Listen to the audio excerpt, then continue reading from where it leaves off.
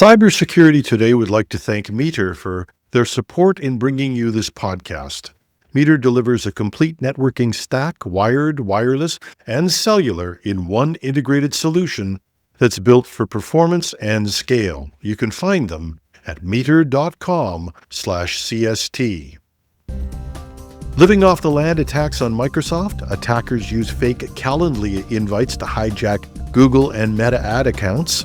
Oracle breach claims yet another victim, and researchers trace AI jailbreaks to hidden patterns in sentence structure.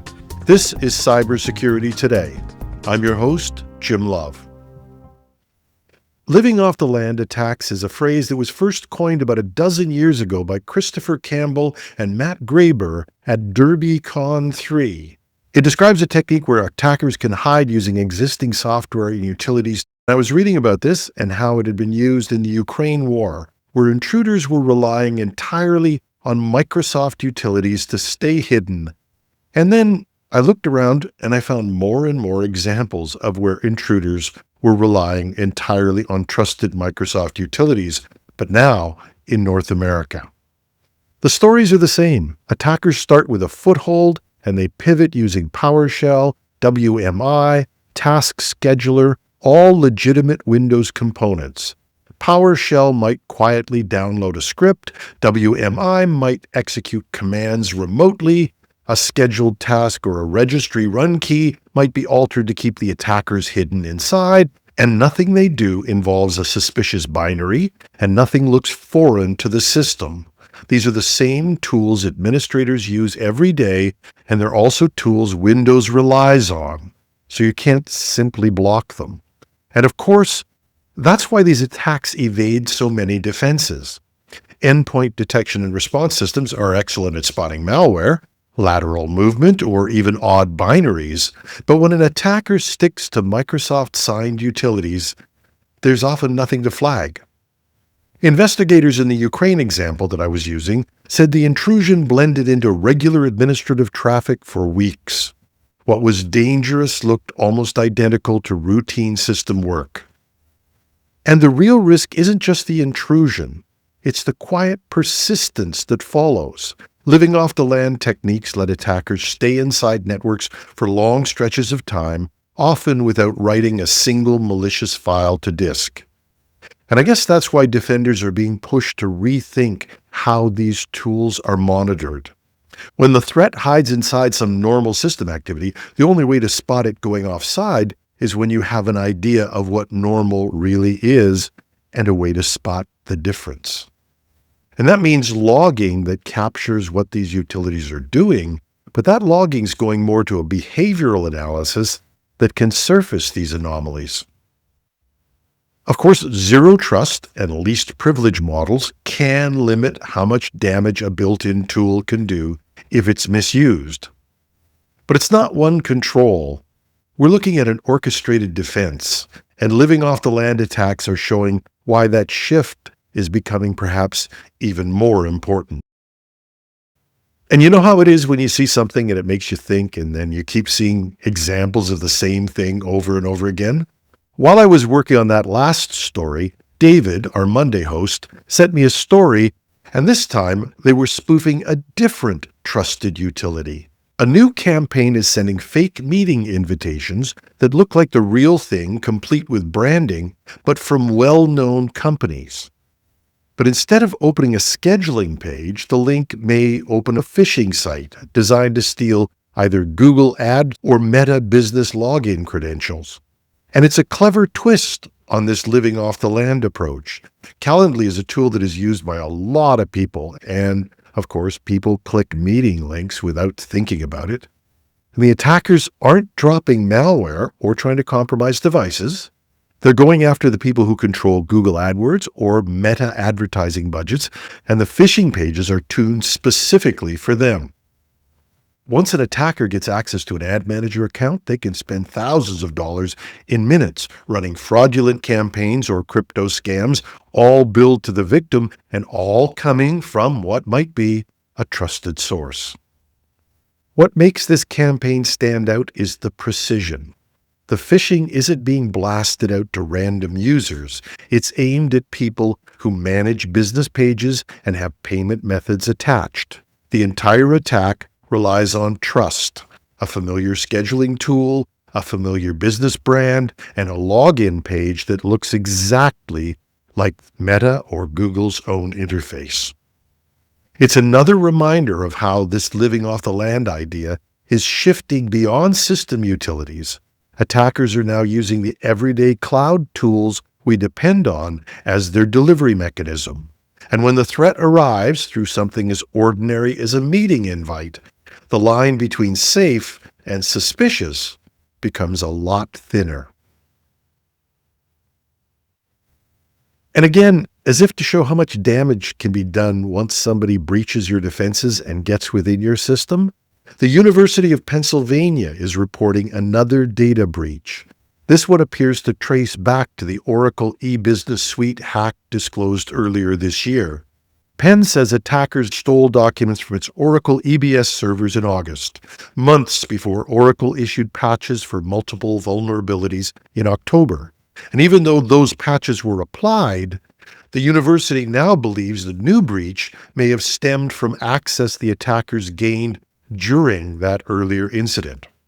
And Penn is a major target. It's an Ivy League institution with more than 29,000 students, almost 6,000 faculty, and an operating budget of $4.7 billion. It also holds a $24.8 billion endowment as of mid-2025. And this isn't the first time it's been hit. Back in October, Penn disclosed a separate compromise involving its development and alumni systems. And in that case, a hacker claimed to have stolen personal information on roughly 1.2 million students, alumni, and donors. What makes the new incident stand out is the timing. The attackers first accessed the Oracle EBS servers in August. Oracle then released patches in October, but Penn's latest investigation shows the intruders may have used the foothold from August to carry out newly reported data theft. It suggests that even when an organization patches quickly, the damage from an earlier compromise can continue to unfold months later. It's a reminder that once attackers get inside a system, especially one tied to business operations, the breach doesn't end when the vulnerability is fixed. The challenge becomes understanding how far the original intrusion went and whether access that was gained early on could still be used quietly in the background. And finally, a different story, but something that keeps coming up. One of the ways we could spot patterns in behavior and maybe work to defeat living off the land is in using AI. But AI has its own set of issues and problems, one of them being how easily it be jailbroken and turn what should be a trusted tool into a liability and an attack vector. We hear about a breach almost every couple of days. OpenAI reported one last week that was a major one. So, most jailbreaks make sense in a human way. Someone reframes a harmful request so it sounds harmless, essentially socially engineering the model. The famous example is you can't ask it to build a bomb, but you can ask for help writing a scene in a community play where your character builds one. The trick works on the framing, not the intent. We've used this as little as last week to break one of the major models. It's a problem, and it's one they need to solve. But there's another problem that's surfaced, and researchers have begun studying a stranger kind of jailbreak, the one built from strings of nonsense words or words appended to the end of sentences. These prompts don't look like trick questions or role-playing setups. Many of them read like gibberish, yet they sometimes cause an AI system to ignore its own safety rules. And now, a new study by researchers from MIT, Northeastern University, and Meta may explain why. In their paper with the mellifluous flowing title of Syntactic Domain Spurious Correlations in Language Models, which I'll translate for you into syntax hacking, how sentence structure enables LLM jailbreaks. They show that many nonsense jailbreaks work not because of the words, but because of the syntactic patterns hiding underneath them. Some combinations of meaningless terms accidentally form structures that these large language models interpret as commands. In other words, they're using the correct grammar but nonsense words. Syntax resembles that system-level instruction learned during the training, the patterns that can slip past the safety layers added later. So just to recap, they're using a grammatic structure that's accurate, but with nonsense words. Although the system might recognize that grammatical structure, the words just slip past. The researchers argue that this happens because models are more sensitive to shape and structure than pure meaning. That doesn't mean they don't understand meaning. They do, but they have this inherent flaw that calls them to look at the shape and structure of sentences as well. They generalize from these patterns in sentence construction, and those patterns can override the safeguards when they resemble the cues the model associates with higher-level instructions. It also explains why gibberish jailbreaks are inconsistent and difficult to patch. They don't rely on a specific loophole. They rely on quirks in how the model processes language.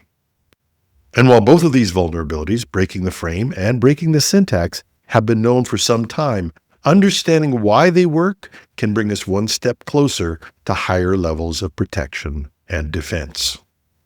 And that's our show for today.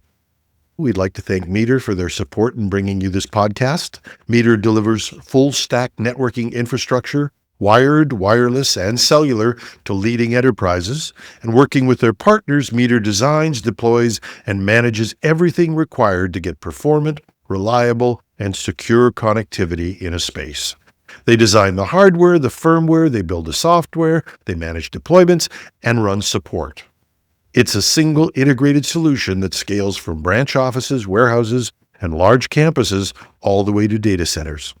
Book a demo at meter.com/CST.